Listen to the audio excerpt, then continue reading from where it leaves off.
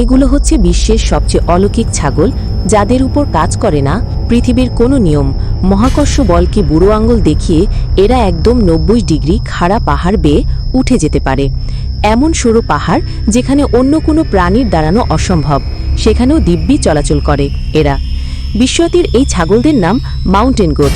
উত্তর আমেরিকার Rocky mountain, Alaska এবং কানাডার উঁচু পাহাড়গুলোতে এদের দেখা পাওয়া যায়।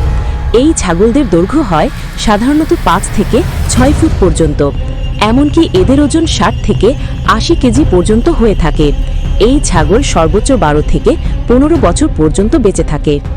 সৃষ্টিকর্তারা এক অনন্য সৃষ্টি এই মাউন্টেন ছাগল। এদের পায়ের খুরের নিচে নরম রাবারের মতো প্যাড থাকে, যা পাথরের গায়ে একদম সুপার গ্লুয়ের মতো লেগে থাকে। এর কারণেই এরা একদম খাড়া পাহাড় বেয়ে উঠে যেতে পারে। তাদের এমন ভারসাম্য রাখা যেন সার্কাসে জাদুকরের চেয়েও নিখুঁত। তবে প্রশ্ন হলো, কেন এরা দুর্গম পাহাড় বেয়ে এত পরিশ্রম করে উপরে ওঠানামা করে?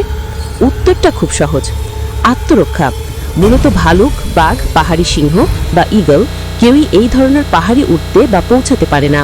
আর এই শিকারীদের হাত থেকে নিজের জীবন বাঁচাতেই 1000 ফুট উঁচু বরফে ঢাকা পাহাড়ে ওঠে এরা।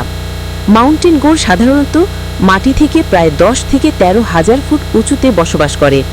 এত উঁচুতে কোনো মানুষের জন্য টিকে থাকা বেশ কষ্টদায়ক, কারণ এখানকার অক্সিজেনের পরিমাণ থাকে খুবই কম।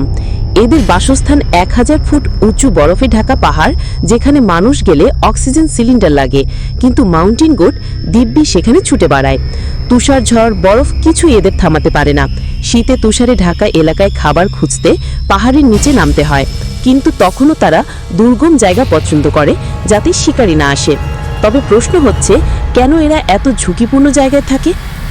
প্রতিবার প্রসবের সময় 1 থেকে 2টি বাচ্চা প্রসব করে। তবে অবাক করা বিষয় হচ্ছে, জন্মের কয়েক ঘন্টার মধ্যেই ছাগলছানারা উঠে দাঁড়াতে পারে, হাঁটতে পারে, এমনকি পাহাড় বেয়েও উঠে যেতে পারে। বেকারের হাত থেকে বাঁচতে মাউন্টেন গোটরা দলবদ্ধভাবে বসবাস করে, বিশেষভাবে শিশু এবং নারী ছাগলেরা। তবে